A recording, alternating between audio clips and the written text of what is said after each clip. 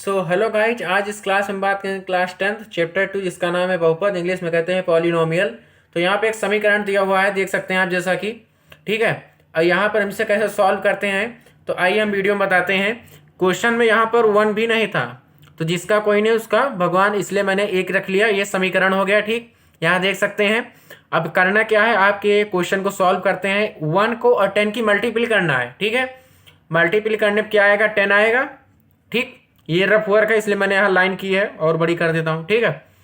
उसके बाद अब ऐसा कुछ करना है जिसका प्लस करने पर 7 आए या माइनस करने पर 7 आ जाए, ठीक।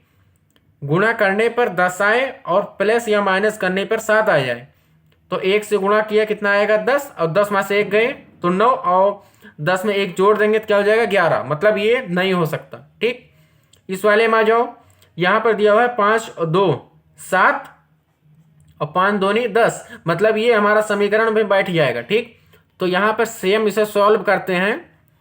7 की जगह क्या लिखेंगे, 2 + 5, ठीक है, क्योंकि 7 आना चाहिए। x, ये x 7 की जगह पर हमने किया था इसलिए x लिखा जाएगा बराबर 0। ये ऐसा ही सब कुछ है। अब आपको यहां पे नया क्या करना है, 1x², ठीक, प्लस ये 2 की मल्टीपल होगी x के साथ तो 2x प्लस 5 की होगी तो 5x प्लस 10 = 0। अब इन दोनों में कुछ समान दिखाई दे रहा है आपको, तो आप कहेंगे कि हाँ x समान दिखाई दे रहा है, तो x को बाहर निकाल लो भाई।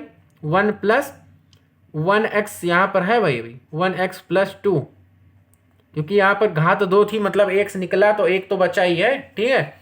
प्लस इन दोनों में आपको क्या समान दिखाई दे रहा है, तो 5 कहोगे आप, तो 5 निकाल लो बाहर, तो x + 2, ठीक, बराबर 0। ये कर दो भाई, 1x यहाँ भी था 1x वहाँ भी कर दो। एक चीज और, इस कोष्टक में और इस कोष्टक में जो आएगा दोनों बराबर होता है, इंग्लिश में कहते हैं ब्रैकेट जिसे। ये दोनों बराबर रहते हैं, हमेशा सेम रहते हैं, ठीक है। उसके बाद क्या करेंगे, x + 5 = 0, यहाँ वाला कर लेंगे। ये x था, ये +5 था। 1x + 2, ये दोनों जो समान वाला था बराबर 0। 1x बराबर, ये प्लस में था ये माइनस में हो गया। x बराबर -2 था, ये मल्टीपल में था 1, जो इधर आ गया डिवाइड में हो गया, ठीक। उसके बाद यहाँ देख सकते हैं x प्लस इतना था, तो x + 5 जो था वो x + 5 था, इधर गया गया तो मल्टीपल में होता है तो बराबर के उधर जाता है तो डिवाइड में हो जाता है, ठीक। प्लस में था तो इधर जाएगा तो माइनस हो जाएगा, और माइनस में है तो प्लस में हो जाएगा, और मल्टीपल में है तो डिवाइड में, और डिवाइड में है तो मल्टीपल में। ये 4 चीज़ें आपको याद रखनी है, ठीक है। तो ये तो क्वेश्चन हो गया हमारा एक, ये 2 से 4 नंबर में पूछा जाता है, ये दोनों हमारा हो गया, ठीक। अब इसके बाद एक क्वेश्चन और इसमें पूछा जाएगा, वो ये चीज़ है कि मान लीजिए अगर आपके पेपर में आ गया कि भाई इनका सम ऑफ जीरोज, जिसे कहते हैं शून्यांकों शून्यों का योग, ठीक, हिंदी में कहते हैं शून्यों का योग, सम ऑफ जीरोज, तो उसका नाम होता है अल्फा + बीटा।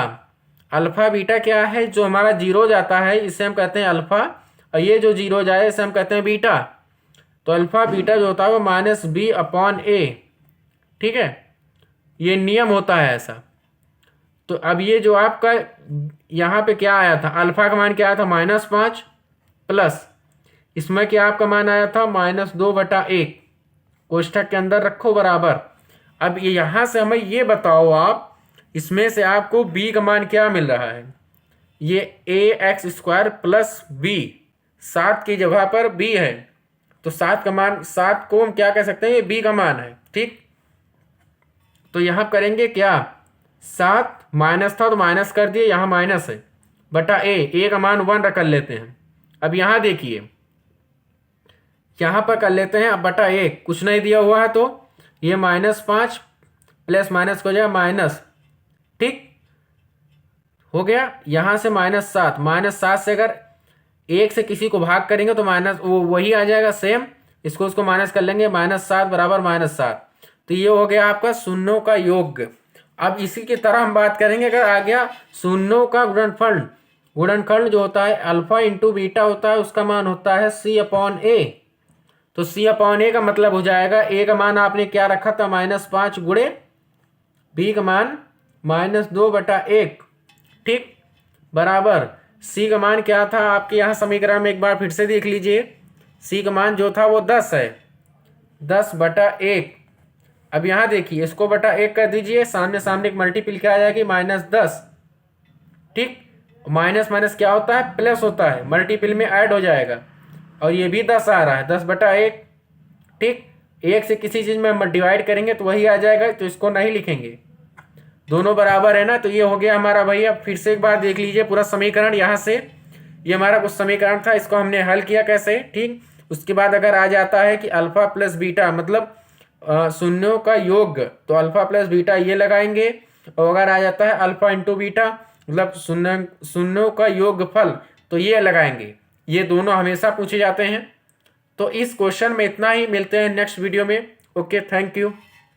और हमारे चैनल पर पहली बार है तो चैनल को सब्सक्राइब कीजिए और वीडियो को लाइक कीजिए।